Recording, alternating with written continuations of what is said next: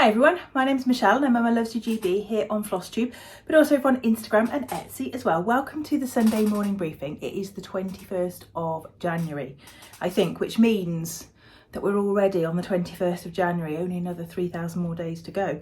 So not long, we're nearly there. Seriously though, does anybody else I get real like stitchy blues, stitchy doldrums in January. And it comes from all the things that I want to do and all the things that I want to achieve and the sales that I want to start and the goals that I have. And I just don't feel like I'm getting on with them fast enough. I've stitched every day in January bar one. I've got 2 finishes already this January. I've got another FFO and that doesn't matter. I just feel within myself, I just feel like I'm not getting as much done as I want to get done. And that usually takes sort of 4 to 5 weeks to calm down with me because I have these, just these goals. I don't know if anybody else feels like that. Right, I have got today to share with you some pieces that I've started, some pieces that I have started, finished and FFO'd. I say some, that's over egg in the pudding. There's one thing I've started, finished and FFO'd since last week. Yes, I know. As I said, the stitching that I've been doing, I've got a freebie. I have got one piece of haul. Like I said to you, the haul was going to slow down quite considerably after last week. But let's get on. I'm going to show you what I've been stitching and then I'll show you my FFO and tell you what else I've been up to this week. I have been doing some secret stitching, which I can't show you because it is for the sampler weekend coming up at the end of February. We're nearly like a month away. That's come round really quickly. So I've been doing some secret stitching for that, so I can't show you that. So this isn't everything, but this is the majority. So the thing that I've probably stitched on most is my Blackbird Designs Blessings and Kind Wishes. So there we are. I must admit, although I really liked this, and I have ironed it earlier, but then I put a crease back in the middle of it. I was starting to think that this was just a bit plain. Although I really liked the design, I was starting to think, oh, it's just a bit plain. And then I put in this kind of like more free-form wreath, which is going to form sort of the border or the wreath around the nest at the top. There are 2 stalks nesting at the top, which I'm going to change to make them look a bit more like herons. I know herons don't nest on the top of houses, but there we go. So that's from my working copy. So yeah, it wasn't until I put that sort of more freeform bit in, I was like, oh yeah, this is working. I do really, really like it and I can't wait to get it finished because the chart has to go back. I don't know if you saw, but Blackbird Designs are republishing another out of print chart. I'm going to put a picture up here. I think it's called Winter Wonderland, but I'll put the name of it across the bottom if I'm wrong. So if you see that advertised for sale at an extortionate rate, don't buy it. It's coming soon. So I've done quite a bit of work on that. That's what I stitched on when I went to my craft club on Tuesday night.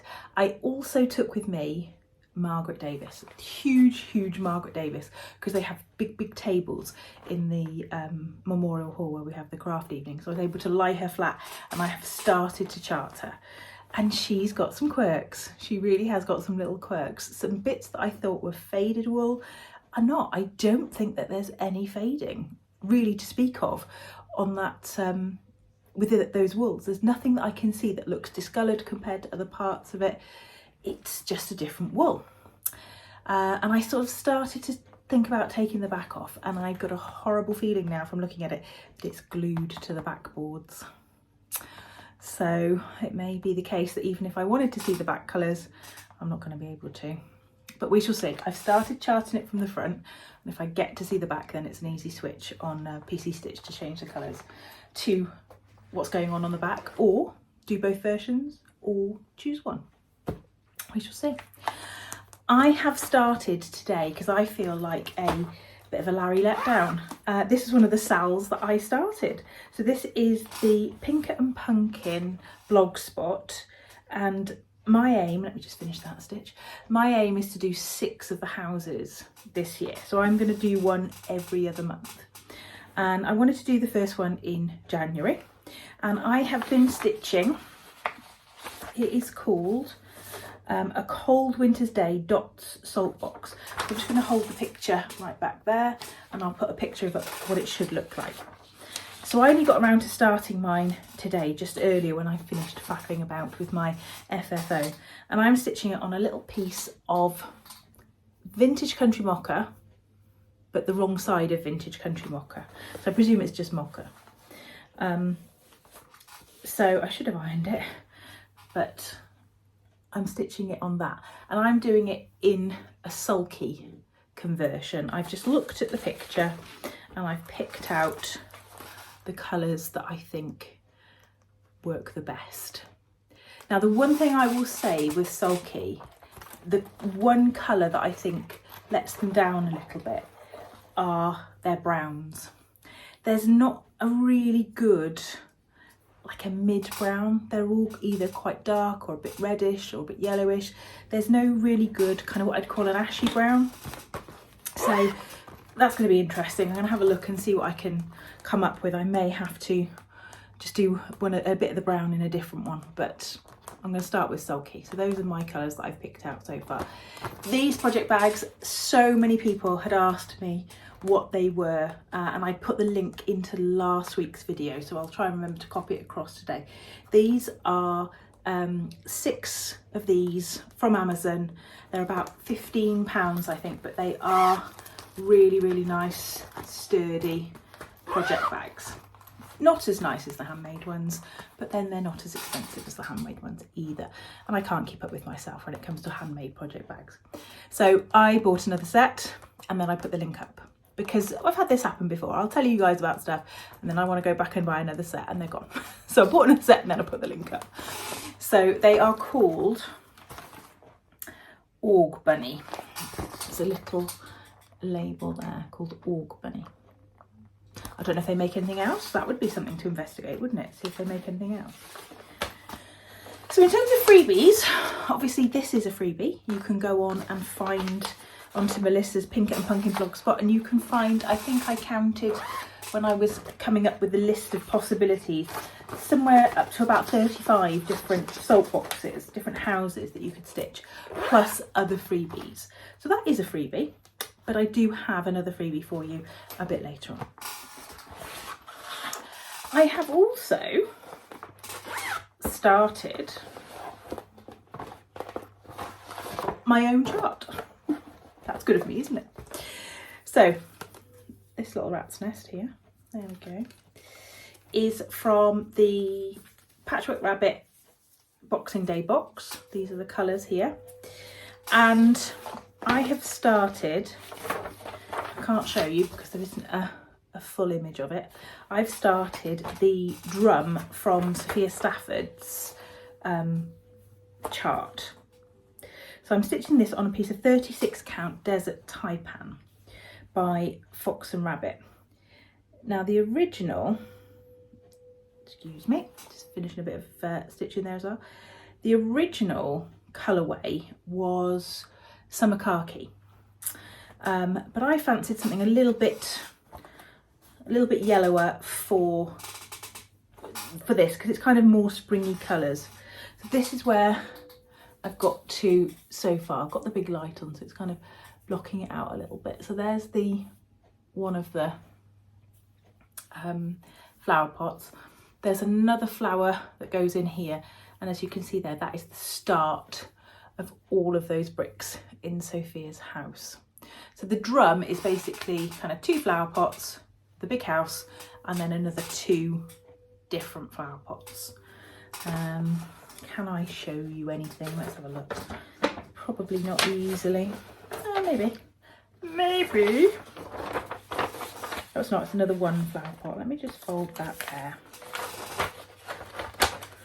Fold that there. And if I hold this back far enough, it's my chart anyway, but you probably, there we go. see what the sort of outline of it is. But just a quick one there. If you can stitch anything from that, you go for it. I don't think you can. So I'm starting on the drum. I'm starting on the drum because I love me a drum. I do love me a drum. Right. So my other stitching that I have done this week, on Thursday, it snowed. It snowed. We had a snow day. Now, Chris is always looking at the weather, always looking at different weather models, blah, blah, blah. He'll tell me 5 different models and he'll say, oh, if this happens, we'll have this. If this happens, we'll have this. And every time he says we'll have snow or could likely to have snow, it never happens. There's a bit of a weather thing that hangs over Wales called a Pembrokeshire dangler, and it normally basically means that we don't get a lot of snow. We got snow. We got snow. It wasn't a lot, probably only a couple of inches, not even maybe that, but it was cold and it was really, really icy, and it came at that perfect time of night where the school buses were scuppered. So we had a day working from home. The kids had a proper snow day, we had a day working from home. And then on the Friday, we had really, really low temperatures at night. And I live on top of a hill, basically. And it's 2.5 miles for me in any direction to get to a main road, to get to a gritted road. And so Friday, it was just like an absolute ice sheet everywhere. We had an HGV up here that had been abandoned. We had 3 or 4 of the cars that had been abandoned. In fact, if you go, I'm pointing that way, it means nothing to you. If you go that way, there's a garden centre on a massive hill. The HGV that got abandoned just dumped his pallet in the lay-by at the top of the hill and basically said, you can't get it because I'm not coming down there. And so, yeah, there was just abandoned cars listed everywhere. So I couldn't go anywhere. School was open, but I couldn't go anywhere. Luckily, all my classes were doing mock exams, so it wasn't too bad for me. But all that suffice to say, and if you want to see any photos, I put them on my Instagram. I wanted to stitch something with snow on it to kind of commemorate this momentous event, because I think we haven't had a day off for snow for 4, 5, 6, 7 years maybe.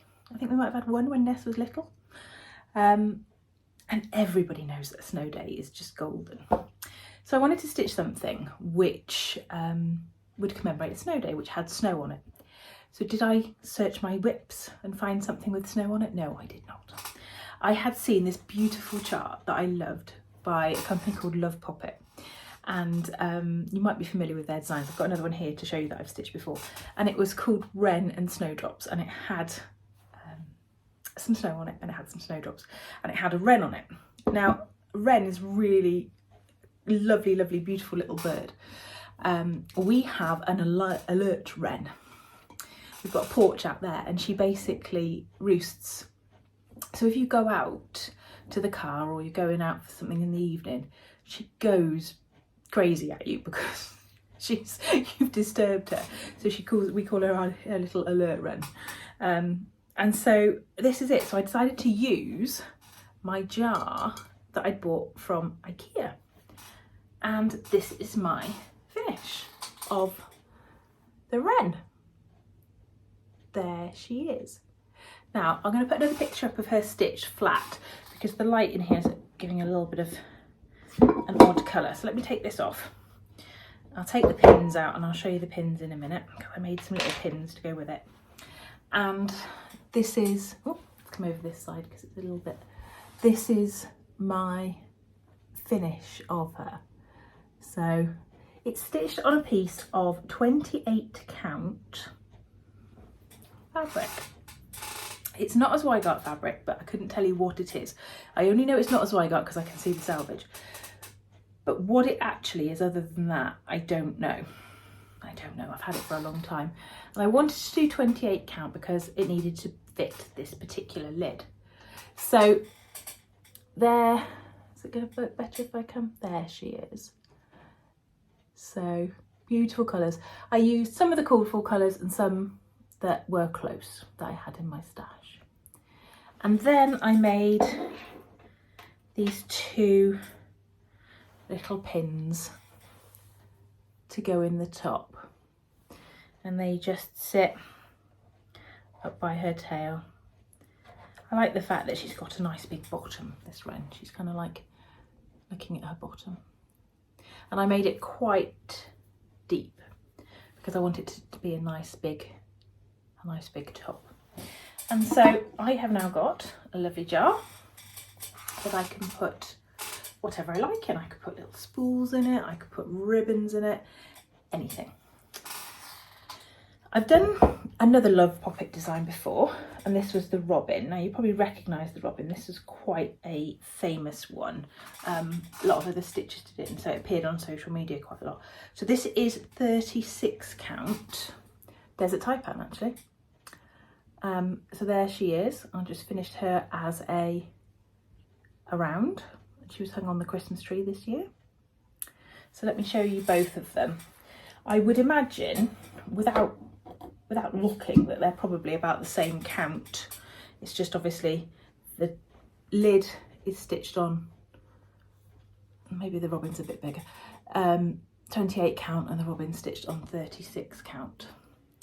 I know they've got a blue tit as well, which I really like. So maybe I'll do the blue tit too, make another lid.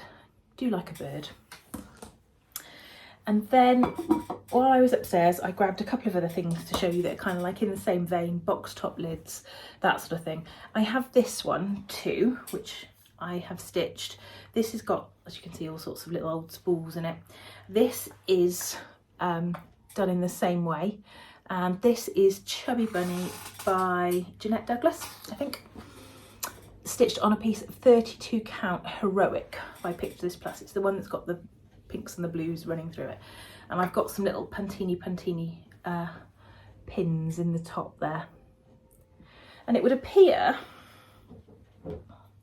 that I quite like that pom-pom trim. This is a white version, this is a green version. So it does, it feels a nice little roll. There's a little bit of a gap, because whenever you put a box top on, you do always get just a little bit of a gap. Even if the jar's got a dip in it, you can still get a little bit of a gap. So you do need a little bit of trim oftentimes around it. This is another box top that I made a little while ago. This is a hands-on design. I can't remember what it's called. And with this one, what I do is, because you do get, as I said, you always get this little gap, I put a little piece of chenille in a sort of corresponding colour just in that little gap, so it doesn't look as if it's just plonked on the top. This is stitched in a Silks For You, one of the more variegated reds, not the new one that I had last week. And that might even be, I've got in mind that's Hog's Bristle actually, but I don't know, I can't remember. And then of course, I've shown this very recently. This was stitched for me by the lovely Christina from Whilst Iris Naps, and this is a freebie chart from Pantini that she stitched for me for Christmas, which is now empty of sweets. It was filled with sweets. She sent me a couple of other bits and bobs as well, but this is a much smaller scale. I'm not sure what count that one is. It might be 28/1 actually. It looks like over 1 with my wrong glasses on. I should have asked her. I'm going to go for 28/1, 28 or 32/1. Beautiful. So, box top or jar top is a good way of finishing a round ornament. And I do just like actually a hoop finish too. I haven't got many, but every time I do one I think, why don't I do more hoop finishes? That'll remain a puzzle. Now, the printer is nearly out of ink, hence why this design is going to look slightly blue. But this is a freebie from Hands On Design from 2 years ago, in fact, because Kathy every year does a token of love for her husband Bill. And this is the one from a couple of years ago. I'll put it right back there, not that you can really see that one, and I'll put a picture of it up there. Because we're getting into, I nearly said Halloween then. Depends who you're with. Valentine's and Halloween could be very similar. we are nearly into Valentine's Day, and so it could be that you are looking for a little bit of Valentine's stitching, a little bit of Valentine's decor. So that's a really, really nice one. And I think that's one of the ones that you could keep out all the time. It's not all sort of red hearts and cupids and things like that. You could definitely stitch that at any time, give that at any time, and keep it out the whole year round, which is what we're looking for. Right, my one piece of haul is actually a book. Now, a friend of mine, and I'll not say who it is, was asking me if I knew of any books on this particular subject or anybody that had Irish samplers and things like that. And I said, not sure of any books, but I know X, Y and Z have got an Irish sampler, have a little chat with them. And because Amazon listens to my conversations and I'm reasonably sure can read my mind, this was in my next sort of suggestions. And I was like, oh, okay. So this is called Irish Needlework Samplers by Mary O'Callaghan, who sounds like an Irish lady herself. I think I read she was, yeah, from Dublin. And it is a lovely book. I would say it's almost like a self-published book by the feel of the paper, but there is so much information in here, really, really good quality information. And it's got colour pictures in it of various different Irish samplers. It's split up into the sort of kind of different eras. There's a lot of information about different motifs, different borders. Really, really good. And I'm looking forward to having a little dibble in this one because I do have an Irish sampler. So I'd like to know a little bit more about that. So yeah, that's a possibility. But I hadn't seen this one before, interestingly. There's another book on Irish samplers which I was familiar with. It's specific to Northern Ireland, but I hadn't seen this one. So it proves that their algorithms work, doesn't it? And that I'm a consummate consumer, because they were like, do you want this? And I'm like, yeah, I do, thanks. Dear oh dear. Right, that's it from me. Slightly shorter today. I will see you next week. Stay classy, stitchers.